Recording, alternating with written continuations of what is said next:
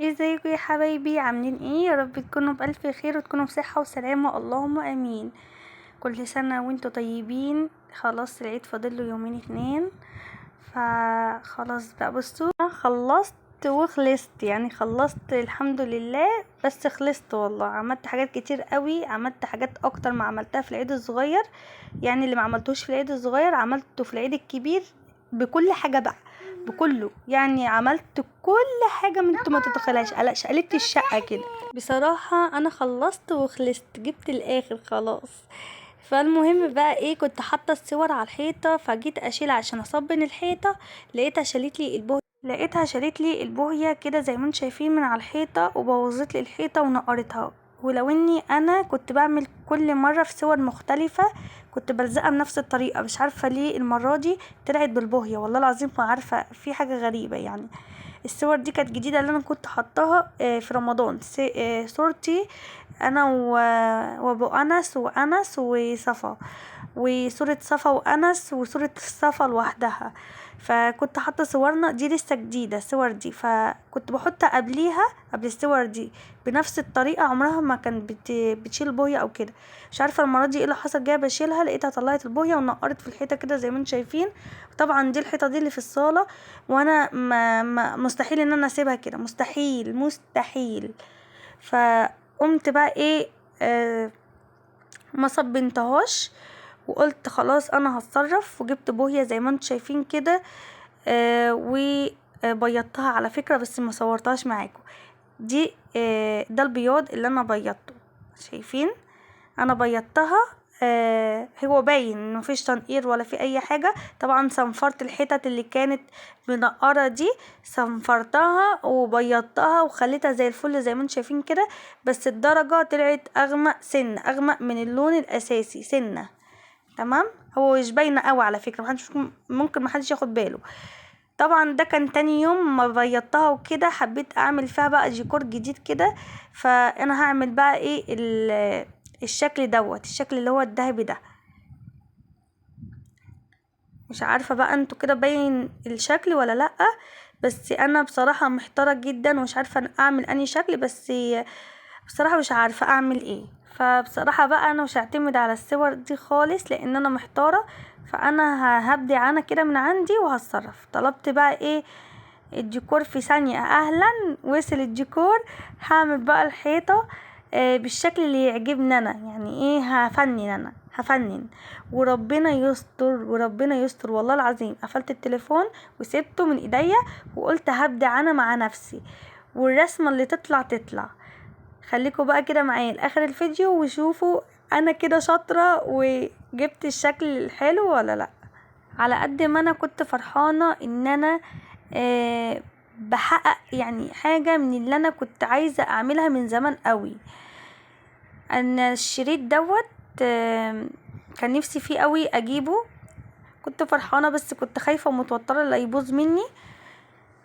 بس انا بقالي فترة كبيرة قوي بدور عليه، يا لهوي بقالي كتير قوي بدور عليه من ساعة لما يعتبر الشريط ده ظهر على النت وكده، وانا بدور عليه بس ما بلاقوش خالص، مش متوفر عندنا نهائي يعني. حتى دورت في حتة تانية خالص بعيد عني، ما لقيتهوش اصلا.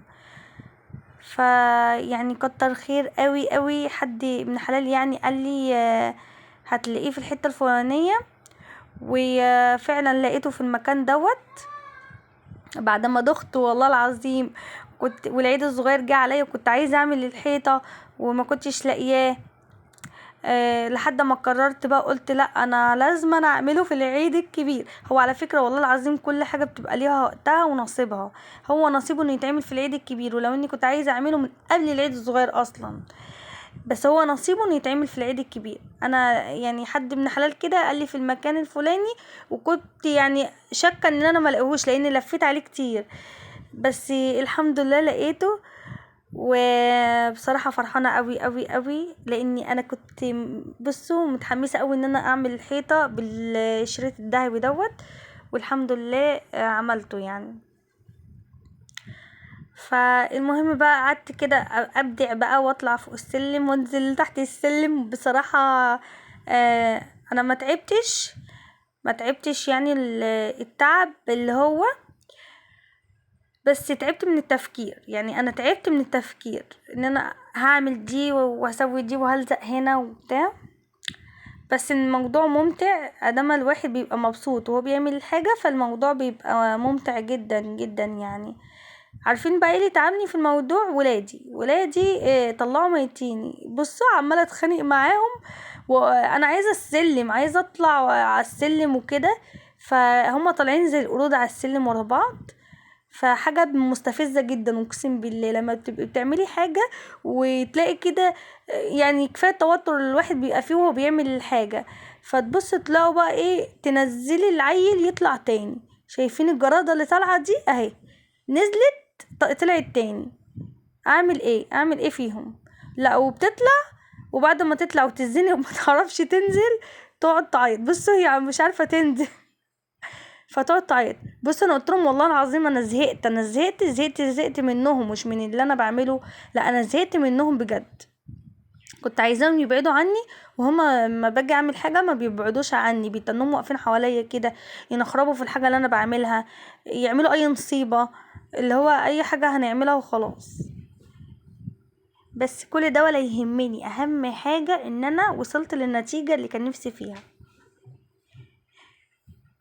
بصوا يا جماعة، انا من النوع لما ببقى حاطه حاجه في دماغي او نفسي في حاجه اعملها، يعني ما بتركهاش، لا، او اقول او احلم وما احققش حلمي، لا لا، بتني الح ورا ايه، ورا دماغي. مش بلح ورا حد، لا انا بلح ورا دماغي. اللي هو ايه، لا هتعمليها، لا اعمليها. اللي هو ايه، ما تفصليش، لا اعملي الحاجة اللي نفسك فيها واسعي ورا نفسك. ما تستنيش اي حاجة من حد، ابسطي نفسك بنفسك. انا كده، ابسطي نفسك بنفسك، ما بستناش اي حاجة حد يعملها لي، او استنى اني حد لسه يجيلي او حاجة، او حد يجيب لي حاجة. لا، بتصرف انا وبعمل كل حاجة لنفسي، وبعمل كل حاجة بنفسي والحمد لله. اهم حاجة يكون الواحد مرضي بالحاجة اللي هو بيعملها ونفسه راضية. بتني ورا الحاجة واصمم انها هتتعمل. متعملتش النهاردة هتتعمل بكرة، متعملش بكرة هتتعمل بعده، متعملش بعده هتتعمل السنة الجاية. هتتعمل. بس في ظروف هي اللي بتقف قدامنا، يعني في ظروف بتقف قدامنا هي اللي بتخلي الواحد ما بيعرفش يعمل حاجة. بس انا بقى بعمل ايه بقى؟ بتني. انا مبسوطة قوي بصوا برقص من انبساطي. انا ما كنتش متخيله ان انا هتني اعمل كده لحد ما اوصل لشكل حلو. بصراحه الشكل عجبني جدا على ما كنت متخيله. بصراحه كنتش متخيله ان انا هوصل للشكل ده. فعايزه اقول لكم ان مفيش حاجه بتتجاب بالساهل، ولا حاجه بتتعمل بالساهل. واقسم بالله انا تعبت قوي عشان اوصل لحاجات كتير قوي عملتها، تعبت جدا. انا عايزه اقول لكم ان الواحد مش بيحلم بالحاجه فالحاجه تطلع له كده فجاه من تحت الارض.